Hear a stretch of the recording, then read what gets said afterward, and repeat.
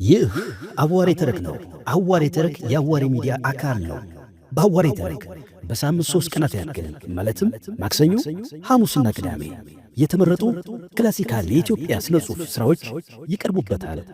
ለማንበብ ጊዜ ላጠራችሁ ምርጥ ትረካዎችን ከአዋሬ ተረክ። አዋሬ ተረክ የአዋሬ ሚዲያ አካል ነው። እንደምን ሰነበታችሁ የተወደዳችሁና የተከበራችሁ የአዋሬ ተረክ ቤተሰቦች። ለዛሬ አንድ ለእናቱ ታሪካዊ ልብ ወለድ ከአቤ ጉበኛ ክፍል 15ን ወደ እናንተ እናደርሳለን። እኔ ነግስ። ፍካሬ ኢየሱስ የተባለው መጽሐፍ በ8ኛው ሺህ ጊዜ ሁሉም እኔ ነግስ እያለ አንዱ በአንዱ ላይ ይነሳል ይላል። እውነት ነው። በየዘመኑ በብዙ አገሮች እኔ ነግስ የሚለው የትዕቢትና የትንቢት ቃል በአስደናቂ ሁኔታ ሲፈጸም ታይቷል። በብዙ አገሮች የመንግስታት መሪዎች ሲገለባበጡ በየዓመቱ የሚደረገው የመንግስት ለውጥ በሀገራችን ያውም የትውልድ መሬት በሚባለው ክፍል በየዓመቱ የሚደረገውን የጭቃ ሹምነት ለውጥ ወይም ከፍተኛ የግብዝና አበል ኑሮት ተወላጆች ሁሉ የሚጣሉበትን የሀብታም ቤተ ክርስቲያን የግብዝና ሹመት ይመስላል እንጂ አንድን ነፃ ሀገር የሚመራ መንግስት ለውጥ ሊመስል አይችልም። እዚህ ላይ ያለው ችግር የሰዎቹ መለዋወጥ አይደለም። በየተራ መተሳሰሩ መገዳደሉም ግድ የለም ችግር አይደለም ይባል። ነገር ግን አንድ የጸናና ጥሩ አመራር ያለው መንግስት ኑሮት ጥሩ ግሮ ሰርቶ የራሱን ጠቅላላ ኑሮ መለወጥ ለሚፈልገው የሀገሩ ህዝብ እድገትና ዓላማው ስልጣን ሽሚያ ብቻ የሆነው ይህ አይነቱ ለውጥ ዋና እንቅፋት እየሆነ መገኘቱ ነው። በሀገራችን ይህ አይነቱ የእኔ ነግስ ደዌ ተነስቶ የኢትዮጵያ ህዝብ ከታላቅ ችግር ላይ የወደቀበትና ከመጨረሻው ውድቀት ላይ ሊደርስ ተቃርቦ የነበረበት ጊዜ ግን በታሪካችን ዘመነ መሳፍንት እየተባለ በሚጠራው ክፍለ ጊዜ ላይ ያለ ነው።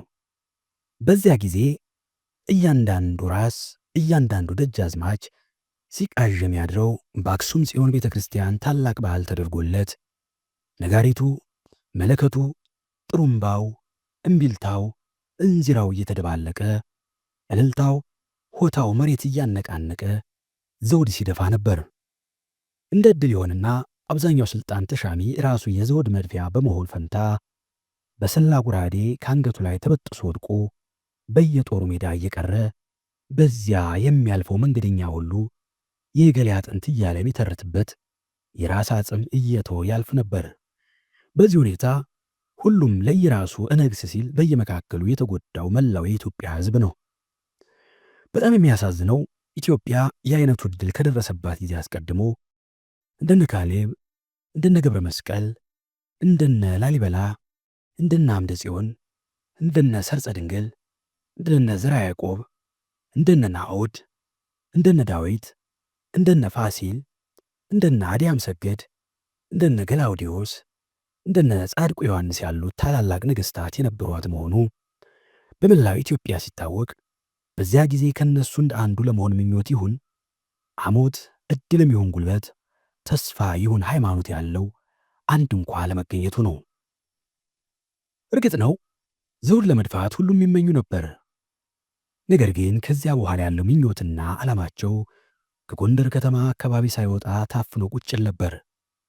ጎንደር የተሰማ ሁሉ በየፊናው እየተነሳ ያችን ለጉድ የተቀመጠች ያችን በአስጊ ማዕበል በተሸፈነ ዓለም ብቻዋን ብቅ ብላ የምትታይ ደሴት ያችን በአራራት ተራራዎች ላይ አረፋ ፍጡራን ዘር ጨርሶ ከመጥፋት እንዳዳናቸው የኖህ መርከብ የአፍሪቃን ክፍለ ዓለም የነጻነት መርከብ በተራራዎቿ አናት ላይ አሳርፋ በማቆየት ጨርሶ ከመጥፋት ያዳነች አገር ያችን ለተአምር የተፈጠረች ኢትዮጵያ በየጎኗ ይዘው ይጎነታትሏት ነበር።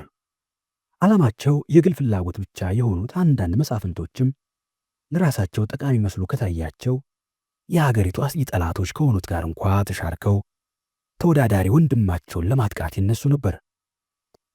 ደጃዝማች ማሩም ለነበራቸው የመንገስ ፍላጎት በጋብቻ አስሬያቸዋለሁ ብለው ካሰቧቸው ሰዎች ከልጃቸው ባል ከደጃች ውቤና ከሚስታቸው ወንድም ከራስ ይልማ ጉግሳ ጋር በስልጣንና በግዛት ሽሚያ ተጣሉ። ራስ ይልማ ጉግሳም በዘመኑ ይሰራበት የነበረውን የጭካኔና የሰው መፍጃ ዘዴ በመከተል ለክርስቲያኑና ለአማራው የደጃዝማች ማሩ ግዛት ርኅራኄ እንደማይኖር ያመኑበትን የወሎንና የኦሮሞን እስላም ጦር ለቀቁበት። በየጊዜው የነበሩት መሳፍንት አንዱን ክፍል ለማጥፋት ሲፈልጉ በዘር ወይም ባለፈ ግጭት ምክንያት ቂምና የመበቀል ፍላጎት ያለውን ክፍል መርጠው ይልኩበታል። አይ ወዲያ ቂም፣ መሐይምነት፣ ለራስ ወገን መቅናት ምኑ ይነገራል? ራሱን አውሎ የሚገባ ጎበዝ ራሱን ተከላክሎ ጠላቱን አጥቅቶ ይሞታል። አይ ሴቶች፣ አይ ሕፃናት፣ አይ ሽማግሎችና መበለቶች፣ ጉዱ መከራው በእነሱ ላይ ነበር። እንደ በግ እየተጋደመ በሰይፍ በጉራዴ በካራ የሚታረደው የሚሰለበው የሚቃጠለው አብዛኛውን ጊዜ ያው ሴቱና ሕፃኑ እንዲሁም እርጅና የተጫነው ነው። ያፈረሰ ቄስና ደብተራ እንኳን ገብተው እንዳይረግጧቸው የማይደፈሩት ቤተ መቅደሶች በነ ኢብራሂም በነ አብዱል ቃድር ይበዘበዛሉ። ሕጋዊ ቄስ ወይም የቅስናና ከዚያ በላይ የሆነ የክህነት ማዕረግ ያለው ድንግል መነኩሴ ካልሆነ በቀር ንጹሕ ዲያቆን እንኳን እንዲነካው የማይፈቀደው ጽላት በነሸህ ኑረዲን ተወርውሮ ይረገጥ ነበር። ይህ ሁኔታ ከተፈጸመባቸው ብዙ ቀኖች አንዱ የራስ ኢማም ጦር ደንቢያን የወረረበት ቀን ነው። ከየጁ ከወሎና ከአዳል የተጠራቀመው የራስ ኢማም ጦር ከደብረ ታቦር ተነስቶ ሲመጣ በየመንገዱ የበጌ ምድርን ሕዝብ እየበጠበጠ ካለፈ በኋላ ፍርቅ አብር ደርሶ ወደ ደጃዝማች ማሩ ግዛት ሲገባ የደረሰበትን ሁሉ ቤት ማቃጠል፣ ከብቱን መንዳትና ሰውን መግደል ጀመረ።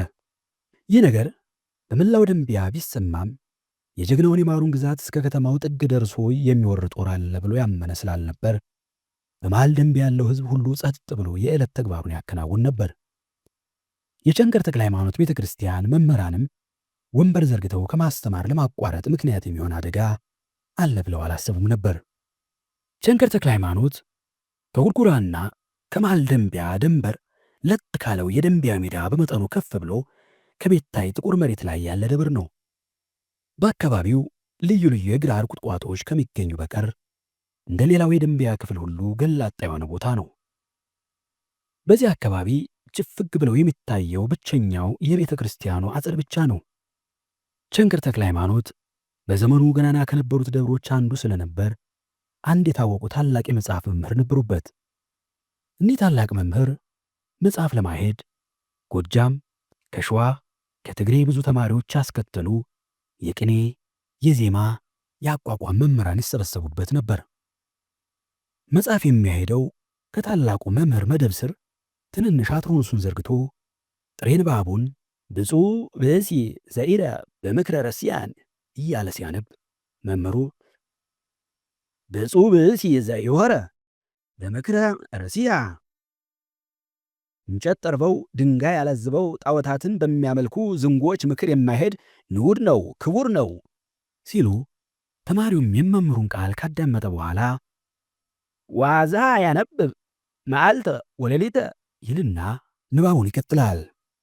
መምህሩም እንደተለመደው ከንግግራቸው በፊት ቃሉ ሳይጠፋቸው እንደጠፋባቸው አድርገው የሚፈልጉባትን የምትል ነገር ካቃሰቱባት በኋላ ሕጉንም በቀንና በሌሊት የሚያነብ እንጂ ቀንስ ይሁን ሌሊት እንዴት ይነበባል ቢሉ ቀን ይትሰርቅ ይትቀትል የሚለውን ሲያነብሎ ማታ ስርቅ እትል የሚል ፈተና ቢመጣበት ቀን ያነበበውን አስቦ ሌሊት ይፈጽማልና አንድም ሲሉ ተማሪዎች ቃላቸውን እያዳመጡ ሲያነቡ የቅኔው መምህር ከአንድ ጽድ ዛፍ ስር ቁጭ ብለው ደበሎ የለበሱ ብዙ ተማሪዎች በየጥጉ ተቀምጠው ሲያዳምጡ አንዱ ደበሎ ለባሽ ሲቆጥረው ያረፈደውን ቅኔ ሲነግር መምህሩ እያረመ ሲያስተካክልለት ተዚህ ላይ ዜማ ሰብረሃል፣ ተዚህ ላይ ፍርቅ ጸያፍ አግብተሃል፣ ሶበ በሚለው ቃል ቅኔ አይጀመርም እያለ ሲያርመው የዝማሬ መዋስቱ መምህር ከፊቱ መጽሐፍ ዘርግቶ ለሚማረው ዝማሬ ጀማሪው ተማሪ አርኩ ለወርሃዊ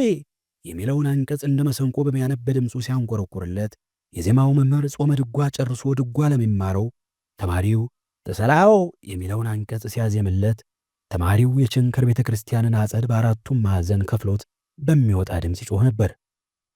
ያቋቋሙ መምህር ከአንድ ወይራ ዛፍ ስር ቁጭ ብሎ ከሚያዝያ ጊዮርጊስ ክብረ በዓል ዚቆች አንዱን ቅዱስ ጊዮርጊስ ሶበ ተከለለ ደም ወማይ ወሃሊብ ምነክሳዱ ፈልፈለ እያለ የቁመናውን የመረግዱን ጸናጽል አጣጣል ጣቱን በማወናጨፍና እጁን ዝቅና ከፍ በማድረግ ያስተምር ነበር።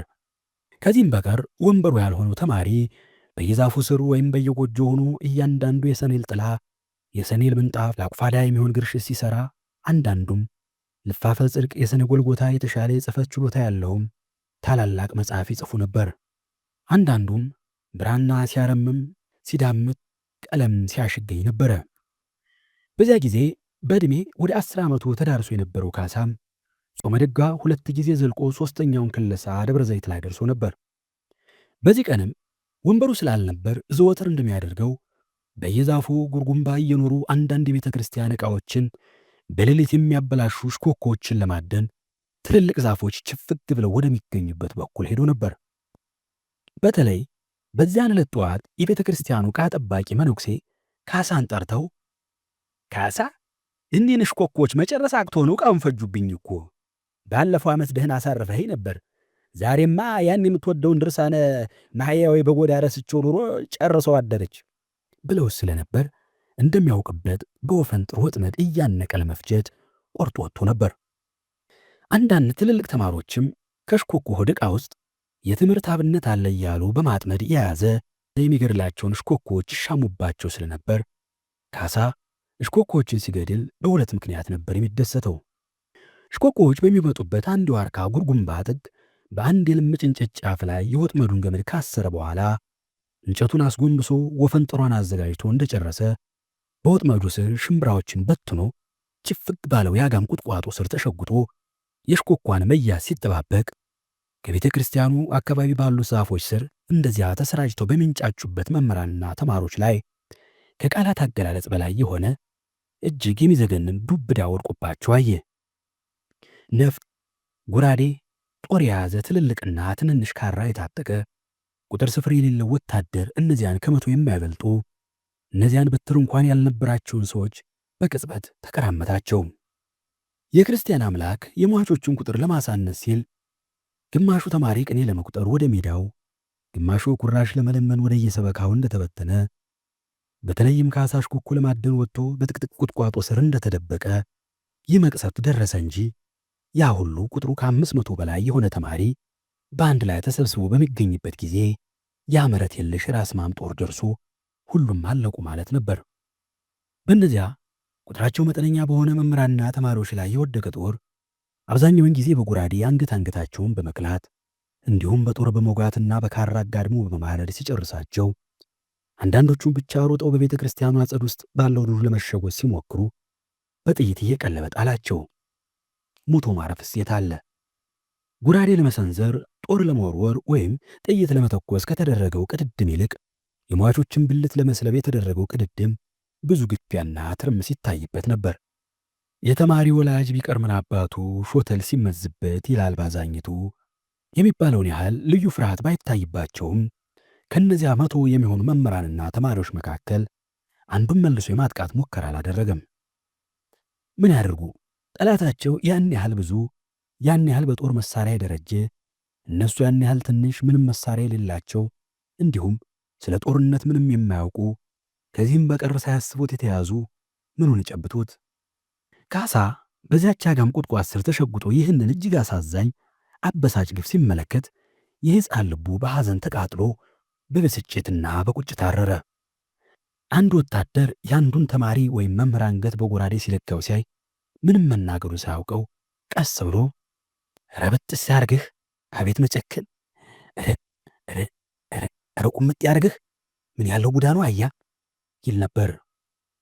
ከዚህም በቀር በንዴት ከንፈሩና ጣቱን በጥርሱ እየነከሰ እንደዚያ ይወዳቸው ለነበሩ አስተማሪዎች፣ በዕድሜ ጓደኞቹ ለነበሩ ሕፃናትና ተማሪዎች፣ ለእያንዳንዳቸው በጣም ይወዱት ለነበሩት ትልልቅ ተማሪዎች ስቅስቅ ብሎ አለቀሰ።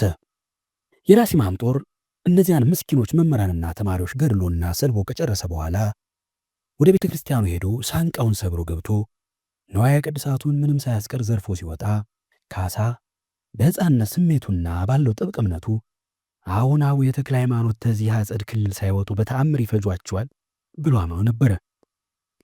ሌላው ሲቀር እነዚህ ያሉት ሰዎች እንዴት ደፍረው መቅደስ ገቡ? አቡስ እንዴት ዝም ብለው አዩአቸው? የለም አሁን ከቤተ ክርስቲያን ሲወጡ በመብረቅ ይፈጇቸዋል ብሎ አሰበ። እነዚያ ግፈኞች ወታደሮች ግን ቤተ ክርስቲያኑን ከበዘበዙ በኋላ ዕቃ ቤቱን ደግሞ ለመበዝበዝ ወደ እሳተ ከለላው እየተራኮቱ ሄዱ። የዕቃ ቤቱ ጠባቂ መነኩሴ ግን የሚያደርገውን ሁሉ ሲያዩት ቆይተው ስለነበር ለዘመጽእ በሰላም ቦዝ ባርኮ ወለዘመጽእ በእኩይ በዝ ዘተርኮ፣ በሰላም የመጣውን እባርከዋለሁ፣ በክፉ የመጣውን በዚህ እዘረክተዋለሁ የሚባልበትን ላዩ መስቀል ታቹ አንጀት የሚዘረግፍ ምዝራቅ ያለበት የብረት ዘንግ ለዕቃ መጠበቂያ የተቀመጠው አዲስ ሰይፍ ጋር ይዘው የሚገባቸውን ሰርተው ሰማዕትነት ለመቀበል በእሳተ ከላው ታዛ ቆመው ይጠባበቁ ነበር። የራሲማን ወታደሮች በዚህ ጊዜ እንኳን ሰው ወደ ቤተ ክርስቲያኑ አጸድ አካባቢ ትገኛለች ብለው ስላላሰቡ ለመዝረፍ ብቻ እርስ በርሳቸው እየተጋፉና እየተተራመሱ ወደ ዕቃ ቤቱ በር ደርሰው የበሩን ሳንቃ መስበር ሲጀምሩ ደፋሩ መነኩሴ የመድኃኔዓለም ባሪያ በስመ አብ ወወልድ ወመንፈስ ቅዱስ አሐዱ አምላክ ብለው ሲጮኹ ካሳ አቡነ ተክለ ሃይማኖት ተአምር ሊሰሩ ነው ብሎ ከተቀመጠበት ብድግ ብሎ ወደዚያ በቀጥታ ሲያይ ሌላ ተክለ ሃይማኖት ራሳቸው ከሌላው ሰውነታቸው ሁሉ ተቃዳ መሬት ርቆ ወድቋል፣ ብልታቸው ተቆርጦ ወደ ከረጢት ተከቷል ብሎ ሲያለቅስላቸው የነበሩት አቡነ ያንን አስፈሪ ምዝራጣቸውን ፊት ለፊት አቆበቆብ አለሁ አለሁ የሚል ከነበረው አለቃ የሚመስል ሰው ደረት ላይ ምዝራጡ በጀርባው በኩል መስቀሉ በፊቱ በኩል እስኪታይ ድረስ ቀጠቀጡበትና ከተዘረጉት እጆቹ ላይ ሲታይ አራት ማዕዘን መስቀል አስመስለው በዚያ ሲሰነዝሩት በሚያሳየው ብልጭታ ፈሪ ሊገድል የሚችል በሚመስል ሰይፍ ያንን በፈንታው ዱብዳ የወደቀበትን ሰራዊት እጃቸውን እንዳጋጠማቸው መጨፍጨፍ ጀመሩ። ማንን ከማን ይለዩት? ሁሉም ሲሳይ፣ ቁጭት፣ ፍርሃት፣ ድፍረት፣ ሲቃ በአንድነት ተደራርበው እኒህን የመጀመሪያውም የመጨረሻውም የጦር ሜዳ የቸንከር ተክለ ሃይማኖት ቤተ ክርስቲያን ቅጽረ ግቢ የሆነ መነኩሴ ስላወገሿቸው የብዙ ሰዎችን ራስ ወደ ጉልቻነት ሊለውጡ ቻሉ። ካሳ ያጋምድሩ ለብሶ የኒህን ሰው ቆራጥነት ሲያይ ድሮም በጣም ይወዳቸው ነበረ። አሁን ደግሞ ይብሱን ወደዳቸው። የዕጣን መንፈሱን ጋለበት። የዓለሙን ሁሉ ማነስና በእጁም ምንም መሳሪያ አለመኖሩን ባያይ እንደ አባ የመድኃኔዓለም ባሪያ በስመ አብ ወወልድ ወመንፈስ ቅዱስ አሐዱ አምላክ ብሎ በራሲማም ወታደሮች ላይ ቢወድቅ እንዴት ደስ ባለው ነበር። ግን ግድ የለም፣ ጊዜው ሲደርስ የመድኃኔዓለም ባሪያ እያለ አባ ከሰሩት ከሰማይ ከምድር የሚርቀውን ያህል የራቀ ከፍተኛ ሥራ ስለሚሠራ አሁን ይቅርበት። አሁን ዝም ብሎ ነፍሱን ያትርፍ። ከራሲማም ወታደሮች አንዱ አባ ልክ እንደ ቆሰለ አውሬ በብደት ከዚያ መዓት ሕዝብ መካከል ገብተው ብዙ ሰው እንዳበላሹ ሲያይ ጥይት አቀባበልና ወደ ቤተ ክርስቲያኑ ተጠግቶ ቤተ ክርስቲያኑን እንደማቃጥል ሁሉ ሽሹ ሽሹ፣ እሳት መነሳቱ ነው፣ ወደ ዱር ግቡ አለ። ካሳ ወደ እርሱ የሚሄዱት መስሎት ሆዱ ዱጭ ዱጭ አለበት። ከዚያ ወጥቶ ለመሮጥም አሰበ። ነገር ግን አባ ከቤተ ክርስቲያኑ የሚያቃጥለውን ሰው ለመፋጨት ወደ እርሱ ዘወር ብለው ከሰራዊቱ ነጠል ሲሉ ተንኮለኛውና ዘደኛው ወታደር ደረታቸውን በጥይት ሰነጠቃቸውና ወደቁ። ምንም ነገር የማያውቀውን የአባን ሰውነት ለመስለብ የተደረገው ግፊያ በምን ሁኔታ ሊገለጽ የሚችል አልነበረም። አንዱ በአንዱ ጎን፣ አንዱ በአንዱ ጀርባ ተደራርበው ሁሉም ካራ ካራውን መዞ በአባ ሬሳ ላይ ሲረባረቡ ኃይለኛ ነፋስ ከመሬት ጋር እንዳንቀጠቀጠው ያደጋገዳ እህል ሁሉም ተጨፍቀው መሬት ላይ ለሻሉ። ያ ሁሉ ካራ ወደ አባ ጉያ ሲላክ የብዙ ሰዎች እጅ ስለተወጋ ስለተቆረጠ አንዱ የቀናው ቆርጦ ሲሸሽ ሁሉም ተስፋ ቆርጦ በተነሳ ጊዜ ከብዙዎች እጅ ደም ሲንጠባጠብ ይታይ ነበር። ዕቃ ቤቱን ሰብረው ያለውን ሁሉ ነገር ከዘረፉ በኋላ ዘረፋቸውን ሲቀጥሉ ከበለሳ እስከ አገው ምድር የታዘውና በመንገድ የቆየው የማሩ ጦር ደርሶ ኑሮ የራሲማም ሰራዊት ከቸንከር አልፎ መሃል ደንቢያን መውረድ እንደጀመረ በሰፈረው ቁና የሚሰፈርበት ጊዜ ደረሰ። ያ ቤተ ክርስቲያን ሲቃጠል ከሚያይ ራሱ ቢቃጠል የሚመርጥ ሕዝብ ይህንን የመሰለ ጉድ መሰራቱን በተረዳ ጊዜ የራሲማምን ጦር መንፈስ ጨርሶ የሚገድል አንድ የአውሬነት ጠባይ ያሳየ።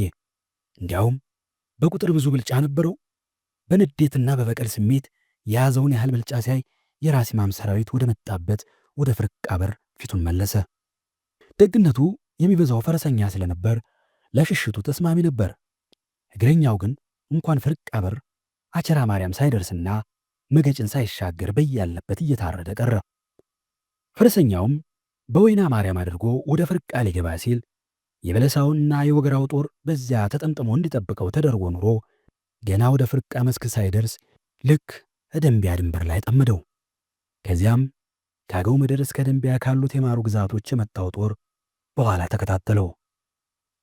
የራስ ኢማም ጦር በፊቱ በኋላውና በግራው ሊያንቀሳቅሰው የማይችል ሰራዊት ሲከበው፣ ወደ ቀኝ እንዳያፈገፍግ ቀኙን ዘግቶ የያዘበት የማይደፈር ባለጋራ ደግሞ ሰማይ መስሎ የተዘረጋ የጣና ባህር ነበር። የደጃች ማሩ ጦር የቀኛዝማችነቱን ቦታ ለጣና ሰጥቶ ግራዝማችነቱንና ፊት አውራሪነቱን ለደንቢያ፣ ለወገራ፣ ለበለሳ፣ ደጀንነቱን ላገው፣ ላቸፈር፣ ላለፋና ለጣቁሳ ሰራዊት ሰጥቶ የራስ ኢማምን ሰራዊት ከበበና አብዛኛውን ፈረሰኛ ለጣና ሐይቅ አደራ ሰጥቶ የቀረውን የጎራዴው ዝጌት ማስለቀቂያ አድርጎ ከጨረሰ በኋላ ጥቂት ፈረሰኞች ብቻ መልጠው ወደ ደብረ ታቦር ሊሄዱ ቻሉ።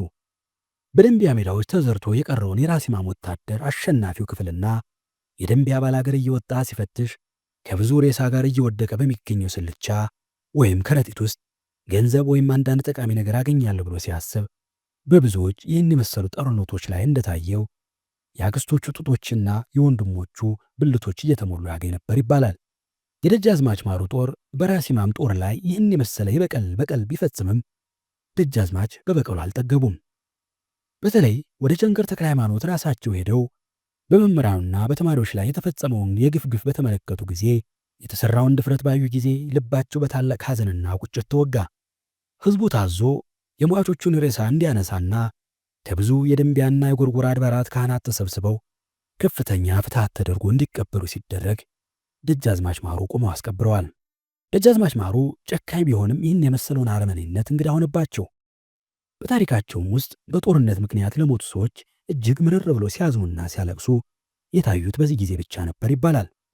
ከቀብሩም በኋላ ወታደሩም ይሙት ስራው ነው፣ ሕዝቡም ይሙት በዘመዶቹ በምዕመኖቹ የመጣበትን ጠንቅ ነው፣ ታምኑም የሌሉት በችግር ተቆራምደው እግዚአብሔርን ለማገልገል ተዘመዶቻቸው ከትውልድ ቦታቸው ተለይተው በሚገኙ የቤተ ክርስቲያን ጥገኞች ላይ ይህንን የመሰለ ግፍ የሚያሰራ ምን አይነት አረመኔነት ነው ሲሉ በመገረም ተናግረዋል።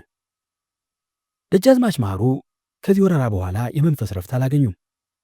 ተልኮ የመጣ ውሻ ፈጀን እንጂ ላኪዎችን መቼ አገኘናቸው አሉ በልባቸው። ወዲያው ለጎጃሙ መስፍን ለደጃች ጎሹ የሚከተለውን ደብዳቤ ጻፉ። ይድረስ ለተከበሩ ወንድሜ ተደጃዝማች ጎሹ መስፍነ ጎጃም፣ በጤናው እንደምን ሰንብተዋል? እኔ መድኃኔዓለም አይታማም ቁሜ እሄዳለሁ። ግን በአንድ በኩል እንደ ሞቱ ሊቆጠር ይገባል። እኔ ብቻም አይደለሁ፣ አማሮች ክርስቲያኖች የምንባል በሙሉ ሙተናል። ራስ ኢማም ባልተጠነቀቅኩበት ጊዜ ጠረፋችንን ተግብፅ ጦር ለመጠበቅ ብቻ በማስብበት ጊዜ ወታደር ልኮ በክርስቲያኑ ሕዝብና በቤተ ክርስቲያን ላይ የፈጸመውን ግፍ መሐመድ ግራኝ እንኳን አልሠራውም። ወንድሜ ሆይ በሌላው ጊዜ ስንጣላ ለስልጣን ለሀብት ብለን እንጋጭ። ግን እንደዚህ ያለ ሁላችን የሚያሳዝን ግፍ ሲፈጸም ያንን መርሳት ይገባናል። እኔ ብዙ ምኞት ነበረኝ። ከእነዚህ አውሬዎች ጋርም በመጋባትና በማዛመድ አንድ ሆኖ መኖር የሚቻል መስሎ ነበር። አሁን ግን አየሁት። በጣም ጥልቅ የሆነ ጥላቻ ያላቸው ሰዎች ናቸው። ደጃዝማቹ ይረዳኛል ብዬ አስቤ ነበር። እርሱ ግን አሁን ያጋጠመኝን ሐዘን መሳሪያ አድርጎ ሊከዳኝ ያሰበ ይመስለኛል። ይህ ግን ብቻዬም ብሆንም ዘመቼ የፈለገው ይሆናል እንጂ ይህንን በእኛ በሰዎች ላይ ብቻ ሳይሆን በእግዚአብሔር ላይ ጭምር የተፈጸመ ግፍ እበቀላለሁ። ይሁን እንጂ ይህንን ዓመፅ እርሶ በቀላሉ እንደማያልፉት ተስፋ አደርጋለሁ። ጎጃምና በጌ ምድር በስም ሁለት የሀገር ክፍሎች ይሁኑ ይጠሩ እንጂ ሃይማኖታቸው፣ ወጋቸው፣ ልማዳቸው ታንድ ተመሆኑ በላይ በጌምድሬነት የሌለበት ጎጃሜ፣ ጎጃሜነት የሌለበት በጌምድሬ ብዙ ያለ አይመስለኝም። ስለዚህ ምንም እንኳን ይህ ግፍ የተሰራው በደንቢያ ቢሆን በጎጃም ሕዝብ ላይ እንደተሰራ አድርገው የክርስቲያኑን ሕዝብ ደም ለመበቀል በማደርገው ዘመቻ እንዲረዱኝ አደራዬን ልኬአለሁ። ደጃዝማች ማሩ። ደጃዝማች ጎሹ የተፈጸመውን የአረመኔነት ሥራ ሰምተው እጅግ አዝነውበትና ተቆጭተውበት የነበሩ መሆኑንና በዚህ ምክንያት በሚደረገው ጦርነት ተባባሪነታቸውን ለማረጋገጥ ለደጃች ማሩ መልሱን ላኩላቸው።